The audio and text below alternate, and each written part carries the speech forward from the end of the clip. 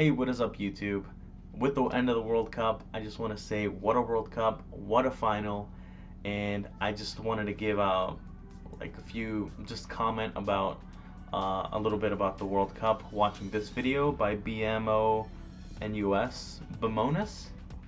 So it's a quick 11-minute video, but it's really important just because it's a clueless American's guide to the 2022 World Cup final.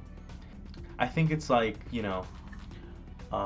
segments of how they got to the World Cup final and in the end how it like panned out. So hopefully I get no copyright, but yeah, we'll watch this video real quick and I'm gonna pause it quite a few times just to give my input. Oh, hello there, my fellow American. I see that you might have noticed that the rest of the world's version of the Super Bowl is about to take place on Sunday. Yes. The World Cup final is upon us. The most watched sporting event on the planet. And after grinding a month in the deserts of Doha, only two teams remain. Argentina, with Lionel Messi looking to find the last infinity stone to crown himself unquestionably the greatest of all time. And standing on the other side is this next generation's great player, France's Kylian Mbappe, who looks to win his second World Cup before his prefrontal cortex is fully formed. And if I could sum up this World Cup final, I would title it A Battle for Legacy. This is Messi's final World Cup, his last dance World Cup. And for France, as the defending champions, this is their opportunity to make history as the first team to become back-to-back World Cup champions for the first time since 1962. And you, my American, even if you haven't watched a single second of this World Cup, well, this video is made to pretty much get you up to speed, or at least to a level where you can trick your dummy friends into thinking that you actually know another player on Argentina that's not named Messi. But if you actually want to catch up on everything that has happened so far, I'm going to play list of videos that broke down all the rounds as they happen up in the iThingies over here. But for this video, I'm going to go ahead and break down how France and Argentina got to here, who are the big players to watch, and catch you up on all the juicy storylines heading into the big dance. So without further ado, welcome to a Clueless American's Guide to the 2022 World Cup Final. Buckle up. But first, like FIFA, I gotta pay some bills. Guys, I want to talk to you about the most comfortable sponsor that I've ever had in my pants. Just imagine those, if it's LA, be it the work, be honest, or just lounging around. Stop. And if they aren't, what is Argentina you've ever worn? I will personally go to where you live and give you more hand jobs myself. So once again, thanks to Bird Dogs for sponsoring this video. Now, back to the show. And first up, what is Argentina versus Croatia? Now, Croatia got here by continuing the strat from 4 years ago. For you guys who don't know, they were runners-up at the World Cup in Russia. And they did it by pretty much stalling out games until it was a penalty shootout, and then clutching on pens. And at this World Cup, it was no different. They took out tournament darlings Japan. Oh my God, there in the were last round. So many penalties, especially for Argentina. They got one in every game. They say Argentina Qatar bought the World Cup for Messi, but I don't think so. Especially with the final, it was so close. It was like Argentina bought the final, like bought the World Cup, and then France bought the World Cup, and then Argentina won the World Cup, and then it was crazy. But in the end, I do think Argentina did deserve it. Brazil, out of nowhere, got like eliminated by Croatia. They took out tournament favorites Brazil, and they were looking to employ the same strat up against Messi and Argentina. Their stalwart defense was a puzzle that no team had solved, except for France 4 years ago. But Argentina finally tried something that no other team had, and that was to run right down the middle, like multiple times. And that somehow worked. I don't know how, and I didn't see this coming. But all kidding aside, the Argentinians caught the Croatians napping for a split second, and that's all it took. A single ball over the top unlocked their safety vault of a defense, and it led to them giving away a penalty, which Lionel Messi claimed. He stepped up, took a deep breath, and absolutely murdered this. The penalty changed the whole game. That first penalty changed the whole game, just because once they scored, they had to attack. They had to just go up. They couldn't stall, just because they have to make a goal in order to like get to penalties. So that left them open in the back, and then they just went right through them. Into the top corner, and he looks like a man on a mission. Which, I mean, you would expect from someone who many have labeled the GOAT. But this might surprise a lot of Americans. As flawless as Lionel Messi's club career has been, his international career has been quite human. You gotta remember, he only captured his first international trophy last year in the Copa America. And yes, he's made a World Cup final before, but I would say far away, this World Cup has been his most influential of any of his major tournaments. Because after that shock loss to the Saudis in the opening game, where people were literally asking, where's Messi? Well, a little Argentinian turned around and said, I'm right. Okay, I have a confession. Not a confession, but like, I swear. I knew Saudi Arabia was gonna win. Alright, look, let me explain.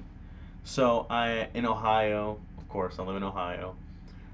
It's illegal to vote, not to vote, like to bet.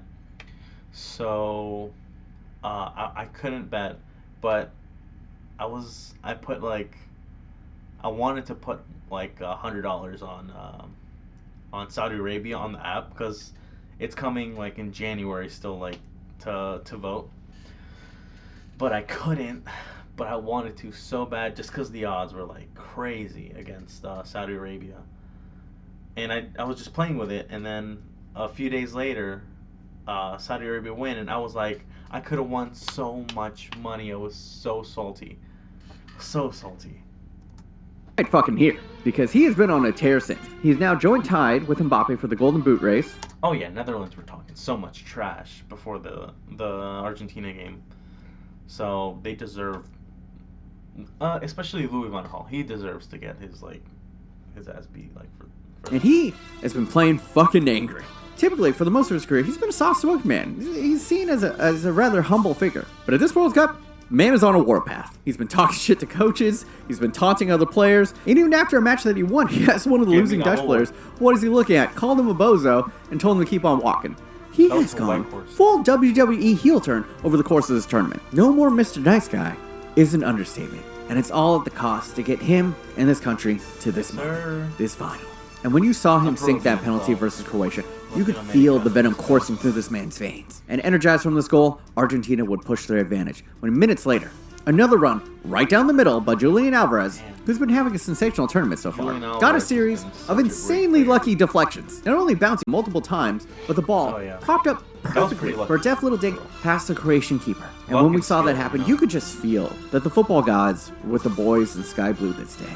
As the Croatians, who had been comeback kings all tournament long, just didn't have any more rabbits to pull out of their magic hat.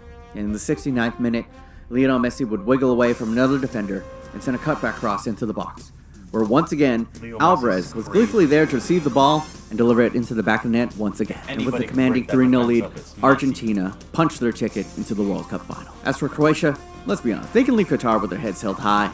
They have nothing to be ashamed about. To nearly make it back-to-back World Cup final appearances is an incredible accomplishment for a nation this young. And honestly, we should no longer view them as some cheeky underdog, but actually put them where they belong, as a country that should join the elites of the modern footballing superpowers. And I mean, come on. At minimum, we should put them above Belgium. As for the Argentinians, this World Cup, since the beginning... Bro, Belgium, bro. All their golden age is done. Like, all the good players, Lukaku, Kevin De Bruyne, Hazard,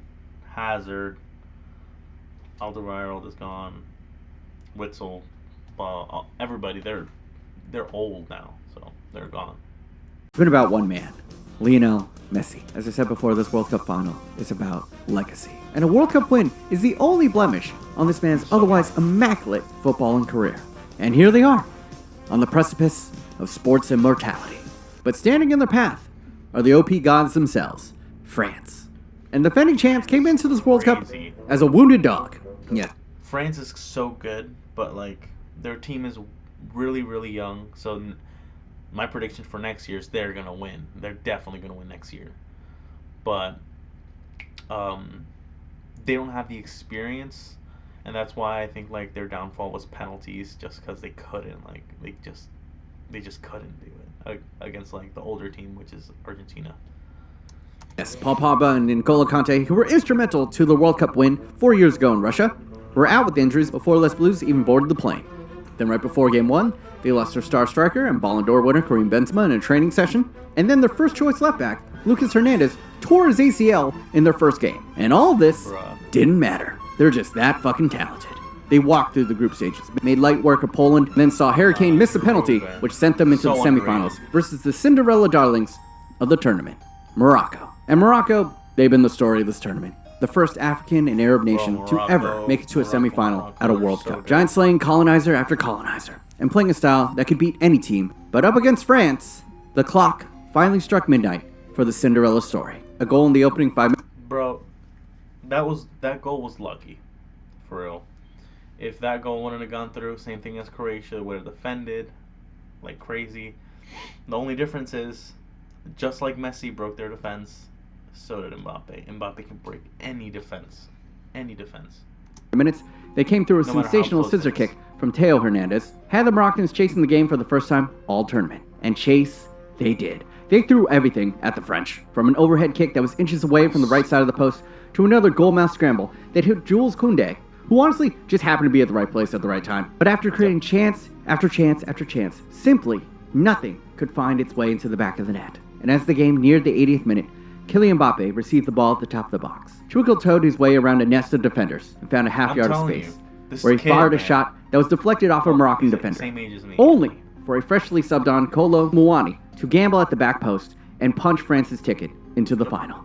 And it was devastating heartbreak for the Moroccans, who had been the adopted sons of Qatar this tournament. Many of the players' faces adorned the buildings of Doha, and despite falling just short of a final appearance, their sensational run will be what many remember when they think back on the 2022 World Cup. So to Morocco and all their fans, take a fucking bow, because bravo, Morocco. Bravo. As for France, well, the world's talent factory has proved the claim true that they could field 2 teams at the World Cup and still be competitive, because half of the squad is pretty much their B team. Make no mistake, this is a very different starting 11 from the lineup that won it all in Russia. But what has stayed the same is their main sparkling talent. Kylian Mbappe is right there with Messi as joint contenders for player of this tournament. A constant terror on the left side of the pitch, but he has evolved from the player that he was 4 years ago. He was always one of the fastest human beings on the planet, but now he's combined that blinding pace with a variety of dazzling tricks and a deadly array of shots that has taken him from Charmander to Charizard over the past 4 years. And with Messi and Ronaldo in the twilights of their careers, Mbappe and Erling Haaland look all but destined to become this next... He made a hat trick. Well, 2 penalties, of course, but... Well, 3 penalties he made. And one, like, crazy volley. Well, mid-volley, you know. It was crazy, dude. Like, this guy is just on a different level. I mean... I don't even know if he would be better than Messi and Ronaldo, or like around there. I mean, time will tell, you know. Generation's GOAT caliber players, and possibly the sport's next. Who do you guys think is better, Haaland or Mbappe? Leave your comments down below. This is gonna be nice. Great rivalry, and to possibly secure a second World Cup while keeping Lionel Messi from winning his first. Well, that's how legends are made. The final on Sunday is more than just 2 nations battling out for bragging rights for the next 4 years. It is the past and future of the world's game colliding, and after those 90 minutes plus on Sunday, legacies will forever be broken or made. This is the last dance of all last dances, and we are all privileged to bear witness to such a historic moment. And after saying all of this, the game is probably going to be a slogfest and go out with a one-sided penalty shootout, because I've been a complete jinx at predictions this whole entire tournament. But regardless of what happens, we will all get to watch a fire 4-part docuseries about Lionel Messi's Last Dance World Cup in about 10 years from now. You know it's coming, baby. It's going to be fantastic.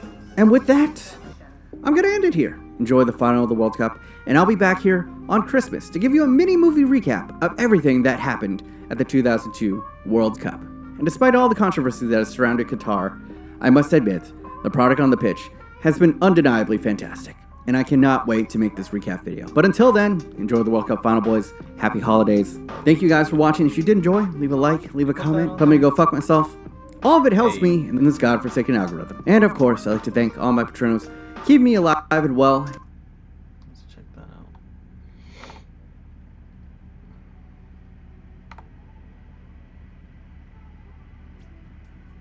Alright, so he has not posted that video. So I will make a reaction video for the next video he puts up. It's a pretty good video, so I'm just gonna subscribe to him, you know.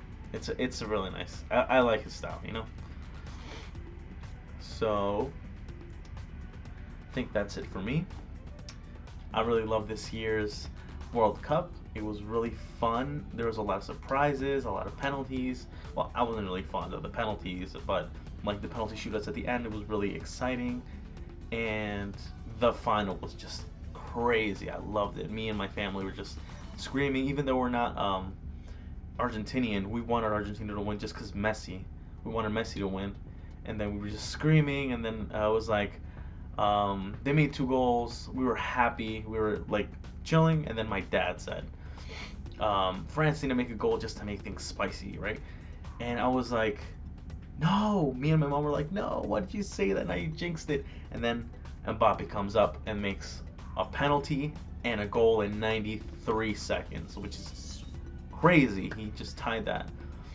And then Messi makes a goal, like barely, and then Mbappe makes another penalty. They go overtime, and then they go to penalties, and then it's just so crazy. But then, like, the downfall was that they were really young, and they didn't really know. They didn't have the experience, I guess, you know, to do it at a final. So, thank you guys for watching. I'll see you next video, and peace.